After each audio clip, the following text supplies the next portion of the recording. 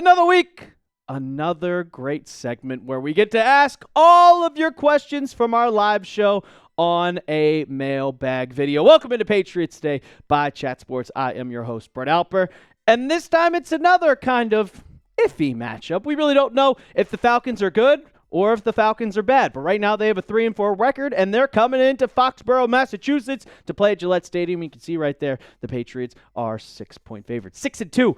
Trying to go to 7-2 and win their 6th straight game. So before we get into the questions, go down in the comments section right now. Let me know who you got.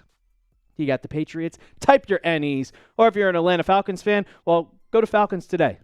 Those are videos right there that you can watch that are Falcons-based. This is Patriots right here. Patriots Today, baby. Type those NEs down in the chat. Let's get it started. Fear Stick. Justin Simmons is still available, and hope we get a big blockbuster trade. Look, man, I know Justin Simmons has been a solid player in the past, but he is a free agent for a reason. 100% a free agent for a reason. I know Asante Samuel's still out there. I know, look it.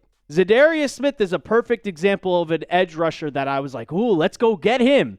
And he waited until about 2 weeks before the season. The Eagles picked him up. He did absolutely nothing and then retired because he realized he didn't have it anymore. That's kind of the same thing I see with Justin Simmons. If he has not been signed by, what day is it? October of this recording, 29th?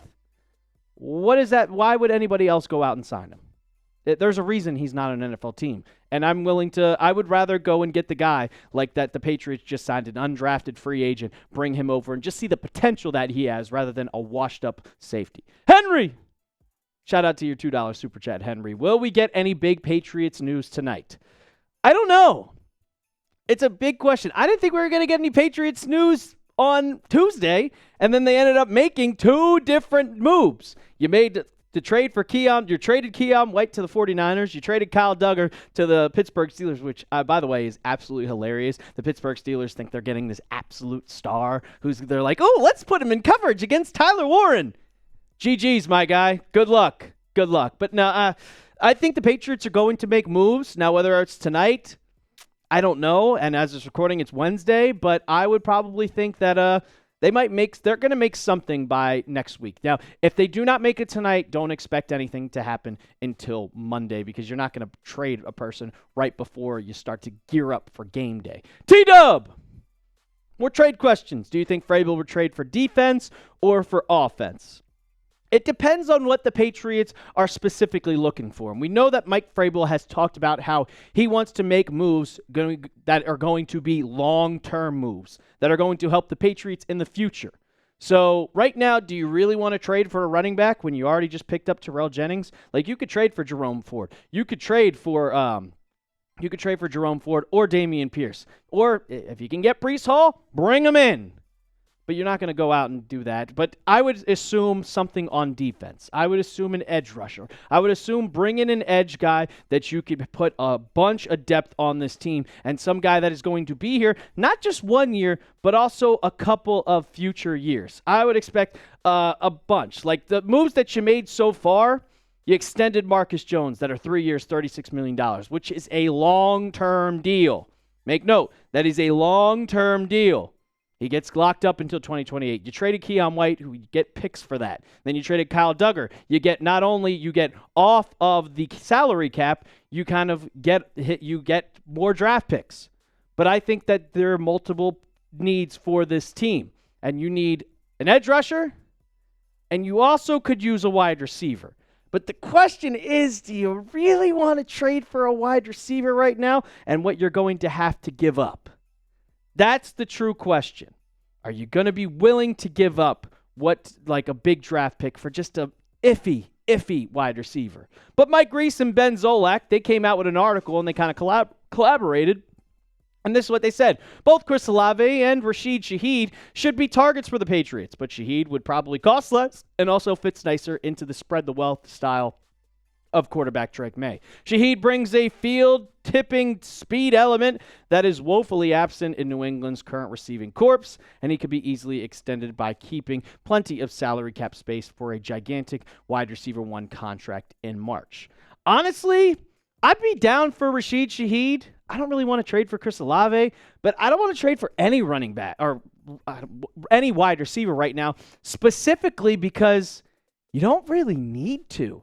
With how good Drake May is playing, with how good Keion Boutte is playing, Diggs looks like he's in his prime still. You don't need to. You have the depth with Pop Douglas. So do you really want to go out and fish for another wide receiver, try to give a different type, or try to give out draft picks? You're probably going to have to give out a third-round pick. I like the receiving core now. Now, if this was 4 months ago, I would have been like, you better give a second-round pick for a guy like Rashid Shaheed or for Chris Olave. But with how good Diggs is, how good Keion Boutte is, Mac Hollins is even playing great. He had like 80 yards last week. So I'm not trading. I'm okay. I'm okay. Give me an edge rusher. Give me an edge rusher. Give me an edge rusher. I'll ask you guys, because this is a topic of discussion a lot. Should the Patriots trade for a wide receiver? Now in the offseason, when A.J. Brown's available, get on the phone. But right now, trade deadline, I don't think so. I don't think the Patriots should trade for a wide receiver. Oh, Big Daddy Joe coming in every single week. Every single week. Another trap game. Yeah, I'm just going to keep saying they're a trap game. I'm just gonna keep saying it because the Patriots, they keep winning. You had a trap game against the Saints. You won it. You had a trap game against the Titans. You won it. You had a trap game against the Browns. You won it. Now you play the Falcons. Well, yeah. So I'm just gonna say I don't think it's a trap game. I think Mike Vrabel has got it covered. They ain't losing another game just because of overlooking someone. That's just not the Patriot way. JC Sports. What can you tell us about new Patriots safety John Saunders Jr.? Well, Producer Moose, we do have a couple of info about him with a player bio and also his RAS score. He comes over as an undrafted free agent. The Patriots signed him off of the Dolphins practice squad. He's a rookie, like I said, UDFA. Coming from Ole Miss, you can see the tangibles right there. Perfect safety, 6'2", 211 pounds, 4 tackles. He's okay in coverage, 6 targets on 4 receptions. He did have an interception to end the entire preseason, but he has just been a solid player. And it's a photo full screen, the RAS score. When you look at just how athletic this guy is, the Patriots have had their eye on this guy for a while. And when I mean a while, I think that is a 8.6 RAS score. His bench is not that great. Only 14 reps. Wow, you can bench 225, 14. Try me, who can only do it 7. 211, his vertical jump is great. His broad jump is great. He's fast. 3-cone drill is fast, a 4.5, but he's out as a safety.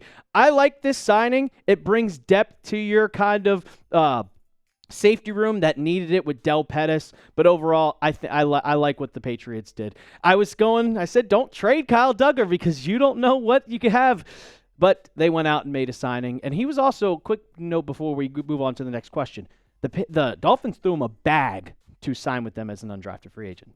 That says something. Drake May, Pats lover. This team feels different. What moment made you start to believe in the new era? If you could describe the 2025 Patriots in one word, what would it be? Hope. Hope. One word is hope. It feels different. And what moment made me start to believe? Week 4 after the Steelers game. Because you bounced back perfectly after that Steelers game and you won. And it was, hey, you committed 5 turnovers. Like, oh, this is going to be a very, very, very rough time. And it's going to be a learning process. But since then, it's been awesome. Drake May's been great. This defense is starting to come together. They seem like they're just connected. Offense, defense. They really seem tight-knit, and you have a perfect bunch of leaders on this team, including the head coach, including the quarterback, including the wide receivers. I really, really love this team, and it makes me feel the best that I have felt since probably, the beginning of 2019, 2018 maybe. It feels awesome. It feels awesome, man. Before we get into a couple more questions, I got to tell you about our sponsor of today's show, and that is Prize Picks. The hard-hitting football action is even better with Prize Picks. The weather might be changing, but the feeling being right never gets old. So keep the season rolling on Prize Picks by getting $50 instantly in lineups when you play your first $5. Prize Picks is simple to play. Just pick more or less than 2 to 6 player stat projections, and if your picks are right, you could cash in. PrizePicks invented the flex play, which means you can still cash out if your lineup isn't perfect. You can double your money. Even if your picks don't hit, PrizePicks is the best way to win cash this football season. I'm in a lineup because, I love football, basketball. I love motorsports. The championship race is coming up this Sunday. I'm making a PrizePicks lineup. But I had the more on Carl Anthony, 12 rebounds. He finished with exactly 12, but that's okay. So now it's down to these two. Less than 75.5 yards for Bijan Robinson, and the more for Drake May on more passing yards, 228.5. I think this is going to smack. Download the app today and use code CLNS to get $50 in lineups after you play your first $5 lineup. That's code CLNS to get $50 in lineups after you play your first $5 lineup. PrizePicks, it's good to be right. I really like this team, man, and I hope that they can go in and not kind of just overlook the Falcons. Next week's game is a game that really, really, I think, should be a huge, huge play going into, because you play in the Tampa Bay Buccaneers. First true test. You're going up MVP candidate against MVP candidate. But don't overlook the Falcons right now. Just because you're playing the Tampa Bay Buccaneers next week, you got to beat this first NFC South target. First NFC South target. It's going to be a little bit interesting. You can push it over, Moose. I guess we got Old No Name. Are there any other players who might get extended soon or you think should be? Now, Old No Name, that is a perfect question, because you saw our friend Marcus Jones get extended. And he got a really, really, really good contract. I actually was pretty excited about this because the day before I said, hey, go out and extend him tomorrow or the next day. Just get it done as soon as possible. And the very next day they did it. Come from Rap Sheet, and that was Marcus Jones's contract extension. 3 years worth $36 million. New England keeps a good one home. He's been on a breakout year, man. An absolute breakout year. But the guy I think should be extended next, well, he gave him a big shout-out on Instagram after getting that contract. And if you could see that right up there, it's Mr. Gonzo himself. Big money. Congrats, bro. You deserve every single penny. Well, guess what? Christian Gonzalez deserves every single penny that he's going to get soon. And after this season, he is eligible for a contract extension. His rookie contract does expire in 2027, but he's eligible after this year for an extension. And we all know that Christian Gonzalez is one of the best cornerbacks in football, if not the best cornerback in football, and the stats do not lie. Against the Cleveland Browns, this is officially, he said, yeah, my feet are getting back under me. 38 covered snaps, 4 targets, 1 catch allowed, 2 yards allowed, 3 pass breakups, 1 tackle, 3 total tackles. 38 coverage snaps, and they only targeted this man 4 times. They're not even looking towards his way. It's just not happening. He has like 191 snaps in coverage, and they've targeted him 19 times.